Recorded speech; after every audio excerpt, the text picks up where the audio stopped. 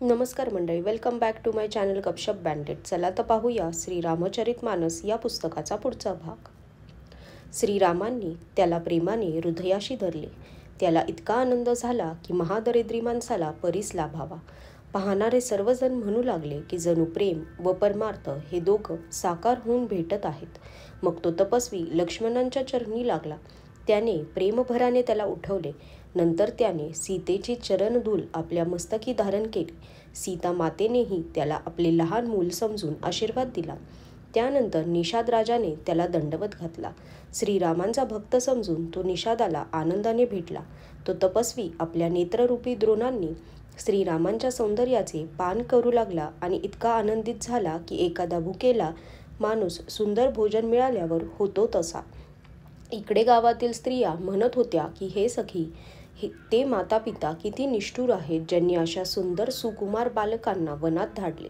श्रीराम, लक्ष्मण आणि सीता यांचे रूप पाहून सर्व स्त्री पुरुष प्रेमाने व्याकुळ होत. मग श्रीरामचंद्रांनी मित्र गुहाला अनेक तऱ्हेने परत जाण्यासाठी समजावून सांगितले. श्रीरामांची आज्ञा शिरोधार्य मानून तो घरी परतला.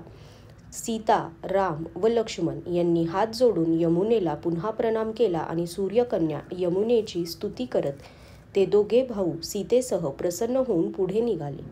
वाटेमध्ये जाताना त्यांना पुष्कळ यात्रेकरू भेटले. त्या दोघा भावांना पाहून ते प्रेमाने म्हणत होते की तुमच्या अंगावरील सर्व राजचिन्हे पाहून आमच्या मनात मोठी शंका येते. अशी राजचिन्हे असताना तुम्ही पायी चालत आहात यावरून असे वाटते की ज्योतिषशास्त्र खोटे असले पाहिजे. दाट जंगले व मोठमोठ्या पर्वतांमधील दुर्गम रस्ते आहेत. त्याशिवाय तुमच्यासोबत नाजूक स्त्री आहे. हत्ती आणि सिंह यांनी भरलेले हे भयानक वन पाहावत सुद्धा नाही. जर आज्ञा असेल तर आम्ही सोबतीने येऊ. जिथे जायचे आहे तिथे तुम्हाला पोचवून आणि प्रणाम करून आम्ही परत जाऊ. अशा प्रकारे ते यात्रेकरू प्रेमाने पुलकित होऊन व डोळ्यात प्रेमाश्रू आणून विचारत, परंतु कृपासिंधू श्री रामचंद्र विनयाने मृदू बोलून त्यांना परत पाठवून देत. नाग व देव हे वाटेतील गाव वाड्या यांची प्रशंसा व हेवा करीत होते आणि लालसेने म्हणत होते, कोणत्या पुण्यवानाने कोणत्या शुभक्षणी यांना बनविले असावे, कारण हे श्रीराम आज ज्यामधून जात आहेत ते निवासी किती धन्य व परम सुंदर झाले आहेत. जिथे जिथे श्रीरामांची पावले पडत होती त्या स्थाना इतकी इंद्राची अमरावती सुद्धा पवित्र नाही. वाटेजवळ राहणारे सुद्धा पुण्यात्मे होते.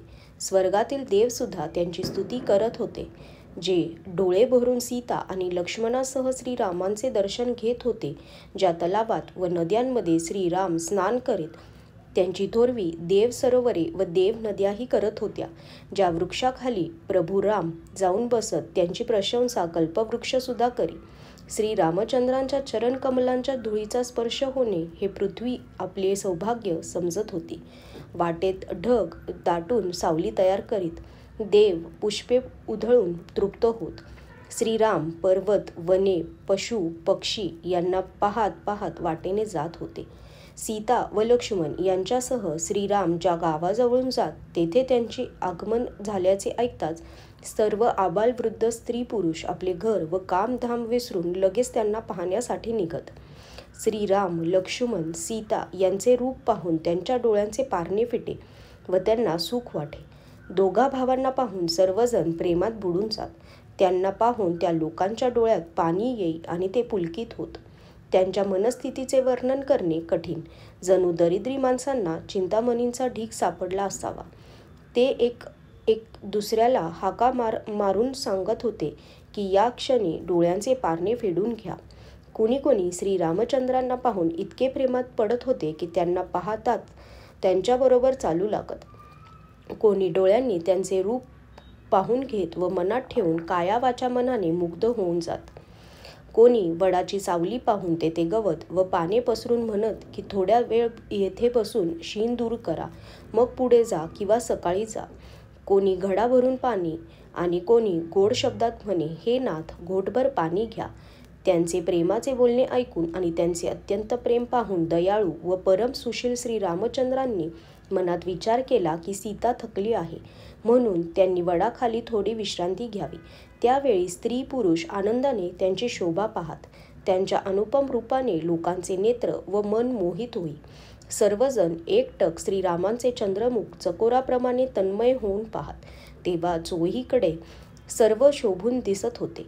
श्रीरामांचे नवीन तमाल वृक्षाच्या रंगाचे श्यामल शरीर अत्यंत शोभत होते. ते पाहून कोट्यावधी कामदेवांचे मन मोहित होऊन जाई. विजेसारखा रंगाचे तपस्वी लक्ष्मण फार चांगले वाटत होते. ते नखशिखांत सुंदर होते व मनाला फार आल्हाद देत. दोघांनी वलकले इत्यादी वस्त्रे घातली होती आणि कमरेला भाते बांधले होते. कमलांसारखे त्यांच्या हातात धनुष्यबाण शोभून दिसत होते. त्यांच्या शिरांवर सुंदर जटाजूट होते. वक्षस्थल, भुजा आणि नेत्र विशाल होते आणि शरद पौर्णिमेच्या चंद्रासमान सुंदर मुखांवर श्वेतबिंदू झळकणारी शोभा होती. आजच्यासाठी धन्यवाद.